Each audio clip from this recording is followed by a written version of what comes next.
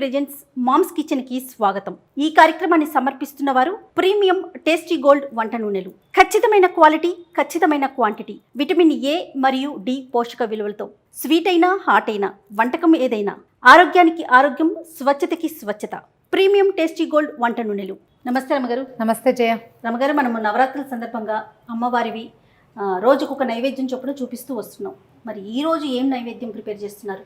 కదంబం చేద్దాం. అలానే కదంబం అంటే సింపుల్గా పులుసు అన్నం.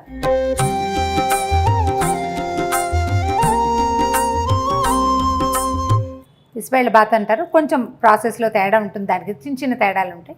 కానీ మనం పులుసు అన్నం చేస్తాం. అయితే అన్నము పులుసు విడివిడిగా కాకుండా పులుసు అన్నం కలిపి వండేసి కుక్కర్లో చేసేసుకునేటట్టుగా ఎలా చేస్తామో చూద్దాం. అలాగేనండి. ముందు స్టవ్ వెలిగించుకుందాం. నీ పక్కనున్న పెద్ద కుక్కర్ని పెట్టేసి దీని మీద. ఓకే, పక్కన మంచి నీళ్ళు ఉన్నాయి చూడు, కాసిన నీళ్ళు పోయి ఇందులో ఒక హాఫ్ గ్లాస్, చిన్న గ్లాస్ అనుకో. సరే, కదంబం అంటే మనం ఏం చేస్తామంటే రకరకాల కూరగాయల ముక్కలు వేస్తాం. అవునండి. ఇందులో నీ కూర ముక్కలు ఉన్నాయి చూడు, మనం ఎన్ని రకాలైనా వేసుకోవచ్చు. కొంచెం బెండకాయల, పొట్లకాయ అలాంటివి వేయము, కానీ వంకాయలు, తర్వాత కాసిన కూడా వేసుకోవచ్చు. సొరకాయ, తర్వాత గుమ్మడికాయ, తర్వాత ఏమో ముల్లంగి, క్యారెట్, తర్వాత ఇగో ములక్కాడలు, బంగాళదుంపలు వేస్తున్నాం. కానీ మనం చామదుంపలు, తర్వాత ఏమో జీలకర్ర దుంపలు వేస్తే చాలా బాగుంటుంది.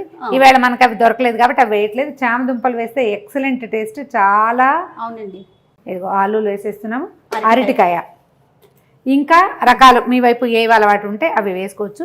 ఇవి పులుసులోకి. సో ఇప్పుడు కొంచెం కుక్కర్ పెంచుతాం కదా, దీనికి ఏం చేద్దామంటే మనం ఒక గ్లాసు బియ్యానికి అర గ్లాసు కందిపప్పు ముందే కొంచెం కడిగి పెట్టుకుంటే పప్పు బియ్యం నాని ఉంటాయి కదా, తొందరగా ఉడికేస్తాయి. ఇది కందిపప్పు పడుతుంది రమ్మగారు? అర గ్లాసు కందిపప్పు పడుతుంది. పప్పు ఎక్కువ వేసిన కొందికి రుచిగా ఉంటుంది. దీనికి ఎట్లా అంటే ఇప్పుడు మామూలుగా నీళ్ళు ఊరికే ఒక హాఫ్ గ్లాస్ శాస్త్రాన్ని పోసాం కదా, చింతపండు ఆ మాత్రం చింతపండు పడుతుంది. మనం చేసే ఈ గ్లాసున్నర మొత్తం విషయానికి ఒక పెద్ద నిమ్మకాయ సైజు అనుకోండి, అంత నిమ్మకాయ అయితే ఒకటికి 3 నీళ్లు పోసుకోవాలి.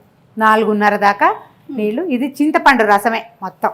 ఇక మొత్తం రసం వేసేస్తున్నాను చూడండి. ఇందులో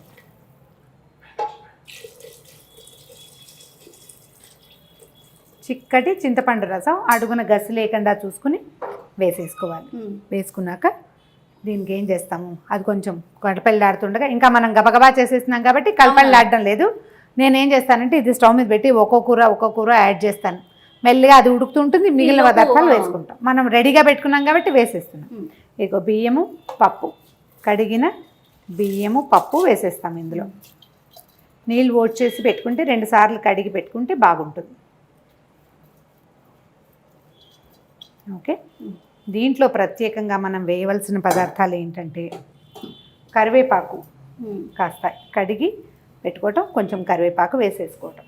ఆ తర్వాత సాంబార్ పొడి వేసుకుంటాం. ఇందులో సాంబార్ పొడి అంటే మామూలుగా మనం ఎలా చేసుకోవాలి దీన్ని మనం ఇప్పుడు చూపించట్లేదు, కానీ జనరల్గా ధనియాలు, జీలకర్ర, మిరియాలు, ఈ 3, ఆ 3తో పాటు కందిపప్పు, మినపప్పు, శనగపప్పు, 3 పప్పులు, తర్వాత కసిన బియ్యం. మన అలవాటు ప్రకారం దాల్చిన చెక్క ఒక ఇంత ముక్క వేస్తే దాల్చిన వాసన వస్తుంది. అన్ని ఎండుమిర్చి వేసి వేయించిన సాంబార్ పొడి. ఇది 1 స్పూన్ ఇవ్వు, ఉప్పు స్పూన్ ఇచ్చి ఒక 3 స్పూన్లు కనీసం వేసేసుకోవచ్చు. రమగారు, ఇది ఎక్కడండి సాంబార్ పొడి? భారతం రుచులు సాంబార్ పొడినా? అవునమ్మా, మనకి భారతం రుచులు చాలా చేసాం కదా మనం. అవునవును, బాగుంది. అంటే మనం ఇంట్లో చేసుకున్నట్టుగానే ఉంటుంది. మనం ఇంట్లో చేసుకోదలిస్తే కొంచెం పసుపు వేసుకుంటే బాగుంటుంది దీంట్లో, ఎందుకంటే మనం పప్పు అన్నీ వేసాం కదా. అవును, పసుపు వేసేసాం కదా, ఉడుకు పట్టేస్తుంది. ఉప్పు వేసేద్దాం జయ, ఉప్పు ఇవ్వు, దాని మీద పెట్టు. మన రుచికి తగినంత, మన అలవాటును బట్టి చూసుకుని వేసుకోవాలి అంతే. మామూలుగా అన్నాన్ని బట్టి దాన్ని బట్టి మీకు అలవాటు ఉంటే కొంచెం చిన్న బెల్లం ముక్క కూడా వేసుకోవచ్చు.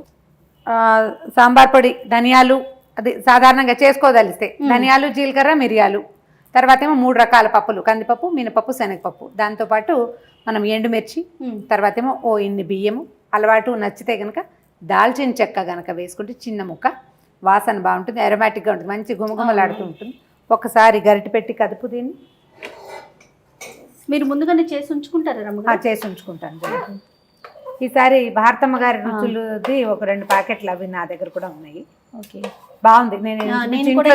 అవునవును, టైం సరిపోవట్లేదు, ప్లస్ అవి టేస్టీగా కూడా ఉండటం వల్ల ప్యాకెట్లు తెచ్చుకొని ఉంచుకోవటం, ఇట్లా అవసరార్థం సాంబార్లో కానీ వాటిలో కానీ వాడుకుంటున్నాం. మనం సాంబార్ పొడి వేసాం, చురుగ్గానే ఉంటుంది కాబట్టి పెద్దగా ఇంకా మనం ప్రయత్నం చేసి దీంట్లో కారం పచ్చిమిర్చి వేయట్లేదు. ఇలా తయారైపోయింది. ఇంత మొదలు పెట్టేసాం కదా, ఇంత వేసేసాం మొత్తము. మూత పెట్టేసి దీన్ని ఒక 2-3 విజిల్స్ రానిచ్చేస్తే తర్వాత మిగిలిన సంగతి చూద్దాం. అంతే. దీనికి ఇంకా మనం చేసే ప్రయత్నం ఏమీ లేదు. అది పెద్ద కుక్కర్ ఎందుకు పెట్టామంటే మనం మరీ బుజ్జి కుక్కర్ అని పెట్టుకున్నాము. ముక్కలు ఇవన్నీ ఉన్నాయి కదండి, అంతా ఉడకాలి కదా, అంతా ఉడకాలి, సాఫ్ట్గా అవును మృదువుగా అవ్వడం కోసము ఈ ప్రయత్నం అనమాట. పెద్ద కుక్కర్ పెట్టుకునేది దానికోసం. హైలోనే పెట్టారా? హైలోనే ఉంది. దీన్ని దిగాక దీంట్లో కొంచెం తాలింపు వేసుకుంటే ఈ పదార్థం తయారైపోతుంది. అలానే మామూలుగా విడిగా గిన్నెడు పులుసు చేసుకోవటము, విడిగా అన్నం వండుకోవటము. ఈ పులుసు అన్నము, పులుసు అన్నము అన్నీ కలుపుకొని పైన తాలింపు వేసుకోవడం ఒక పద్ధతి. ఇలా అయితే మీరు చిన్న గ్లాసు రైస్ చేసినా కూడా ఇంత కుక్కర్ నిండా వచ్చేస్తుంది. ఇన్ని రకాల ముక్కలు వేస్తాం కదా, మొత్తం అన్ని కలిసి సులువుగా అయిపోతుంది, తొందరగా అయిపోతుంది. జస్ట్ ఏర్పాట్లు ఏంటంటే మనం అన్ని కూర ముక్కలు తరిగి పెట్టుకోవటము, తర్వాత చింతపండు రసం తీసి పెట్టుకోవడం. ఏర్పాటు చేస్తే 10 నిమిషాలు నైవేద్యం పెట్టేసుకో. అలాగే నమ్మగారు. ఎన్ని విజిల్స్ రాణిస్తారు? 3 విజిల్స్ వస్తే సరిపోతుంది. ఓకే. కుక్కర్ విజిల్ వచ్చేసాక మనం చిన్న తాలింపు వేసుకుని అది మూత వచ్చాక అందులో వేసేసుకోవటమే. వేసుకున్నాక మొత్తం కలిపేసుకుని కొత్తిమీర కొంచెం పైన వేసుకుంటే కదంబం రెడీ. అంతే.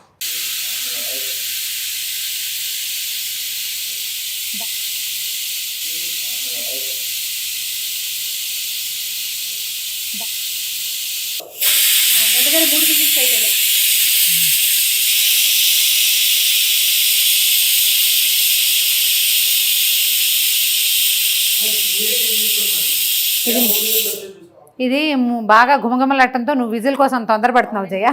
ఇప్పుడే 3వది వచ్చింది, ఆపేసేద్దాం. ఇది చల్లారాక తిరగమాత పెట్టుకుంటాం మనం, పోపు లేదా తాలింపు ఏదైనా సరే.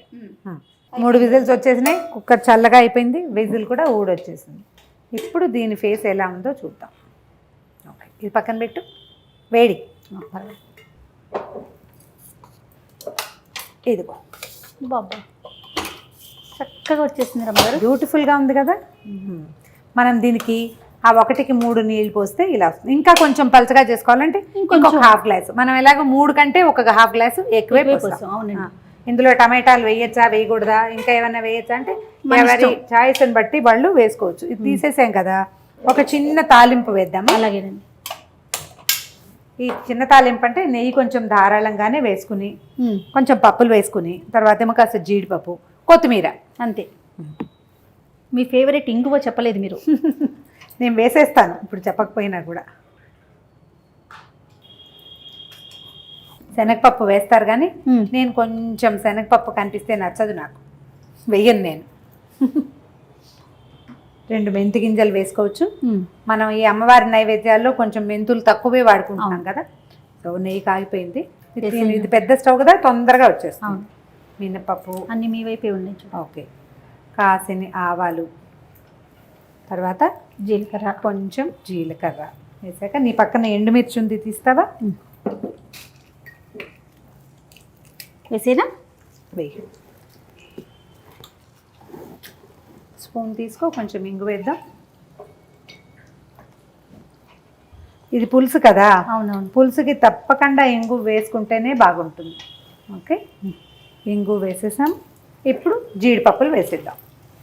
ఇంకా కాసిన జీడిపప్పులు కూడా వేసుకోవచ్చు. దీంట్లో నూనె తిరగమాత పెట్టకుండా మనం నేతితోటే తాలింపు పెడితేనే వాసన చాలా బాగుంటుంది. అండ్ రెండోది ఏంటంటే కదంబానికి ధారాళంగా నెయ్యి వేసి వడ్డిస్తే ఎక్కువ రుచిగా ఉంటుంది. అంటే పులుసు కదా, అవును, దానికి నెయ్యి కాంబినేషన్ మంచి కాంబినేషన్.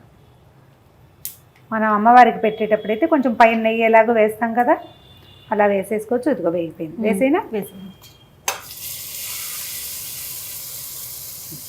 స్టవ్ ఆపేసేద్దాం.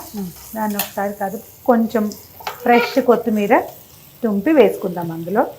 అలాగే ఉండు, ఇది వేసాక కదుపుతూ కానీ వేసాక సన్నగా అందంగా కూడా కట్ చేసుకోవచ్చు. కాకపోతే పెద్ద సౌందర్యానికి పెద్ద ప్రాధాన్యం ఇవ్వకపోతే కనుక చేత్తో నలిపిన కొత్తిమీర ఎక్కువ వాసన వస్తుందని ఒక ఫీలింగ్. ఒకసారి కదిపేసి